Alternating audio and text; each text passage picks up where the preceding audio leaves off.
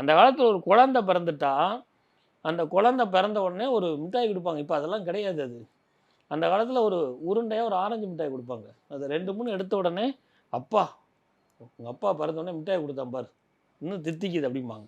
இனிப்பு சுக்கிரனுக்கு உகந்தது. அப்போது அந்த குழந்தைக்கு அந்த தித்திப்புடைய ஆசீர்வாதம் அந்த குழந்தைக்கு கிடைஞ்சி அவனுக்கு பொருளாதார வளத்தை கொடுக்கணுங்கிறதுக்காக தான் குழந்தை பிறந்த உடனே மிட்டாய் கொடுக்குறது. இப்போ சூட்சமம் புரியுதுங்களா? ஒரு குழந்தை பிறந்த உடனே மிட்டாய் கொடு அப்படின்னா அந்த சாக்லேட் எடுத்து சாப்பிடும் பொழுது அந்த இனிப்பு வந்து சுக்கிரனுக்கு வந்தது. அப்பா 1 எடுத்துக்கிட்டே 2 எடுத்துக்கிட்டே சிலர் அள்ளிக்குவாங்க அப்படியே.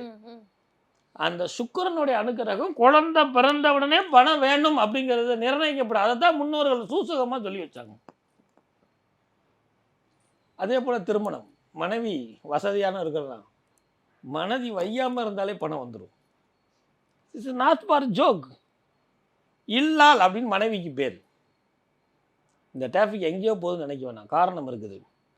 ஏன் இல்லால்னு பேர் வச்சாங்க? வசந்தா இல்லம், ஜானகி இல்லம் பேர் வைக்கிறோமா? அதோடைய டாக்குமெண்ட்ஸு பத்திரம் எல்லாம் வீட்டுக்கார் பேர்லையோ பொண்ணு பேர்லையோ இருக்கும். வீட்டுக்கு அந்த பேர் வைக்கணும்னா மனைவிங்கிறவள் தானாதிபதி. அவளுக்கு இல்லம்னு பேர் வைக்கிறோம்னா அவள் வந்து அரிசி இல்லை, பருப்பு இல்லை, ட்ரெஸ் இல்லைன்னே சொல்லக்கூடாதான். சொல்லாதனால அவள் இல்லான்னு பேர். அவள் இல்லைன்னு சொல்லாதனால தான் அவளுக்கு இல்லான்னு பேர். சொன்னால் லட்சுமி கலச்ச போயிடும். இப்போ நிறைய பேர் தாலியே இல்லை, வீட்டுக்காரனே இல்லைன்னு சொல்லிக்கிட்டு இருக்கிறாங்க.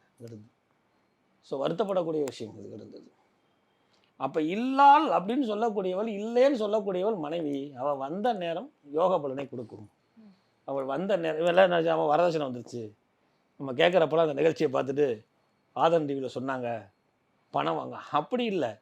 தன் மனைவியாகப்பட்டவள் தாய்க்கு பின் தாரம் ஏன் சொன்னான்னா, என் வீட்டுக்காரவளெல்லாம் சிரமப்படுறானே, அவள் உழைத்த உழைப்புக்கு பணம் வேண்டுமேன்னு அனுதினமும் நினைப்பலாம். தூங்குறப்ப நினைப்பலாம், குளிக்கிறப்ப நினைப்பலாம், சாமி கும்பிட்றப்ப நினைப்பலாம். இதற்கு ஒரு உதாரணம் சொல்லட்டுமா? செய்யும் தொழிலே தெய்வம்னா அவன் போய் ஒரு விளக்கை ஏற்றி பத்தி ஏற்றிட்டு அந்த தொழிலில் தர்ம நியாயத்தோடு செய்கிறது மட்டும்தான். அப்புறம் தான் சாமி. அந்த காலத்துலலாம் கடையை அடைச்சிட்டு தான் சாமி. இன்னும் ஒரு சில ஊர்களே சொல்கிறேன், சிதம்பரத்தை சார்ந்த பகுதியெல்லாம் கடை அடைச்சிட்டு ஆண்கள் கோயிலுக்கு போகக்கூடிய நடைமுறை இன்றளவும் இருக்கிறது. மீதி நேரம் கோயிலுக்கு போகாதீங்கிறது என்னுடைய வாதம் அல்ல. அவங்க தொழிலில் கவனமாக இருக்கணும். அந்த தொழிலுக்கு பாதுகாப்புக்கும் மேன்மையும் பொருளாதாரத்தையும் கொடுக்குறதுக்காக மனைவி காலையில் சமைச்சு முடிச்சுட்டு பூக்கொடையில் தேங்காய் எல்லாம் எடுத்துகிட்டு கோயிலுக்கு போகிறா. மனைவி போய் பிரார்த்தனை பண்ண கணவனுக்கு தொழில் வரம் சிறக்கும்.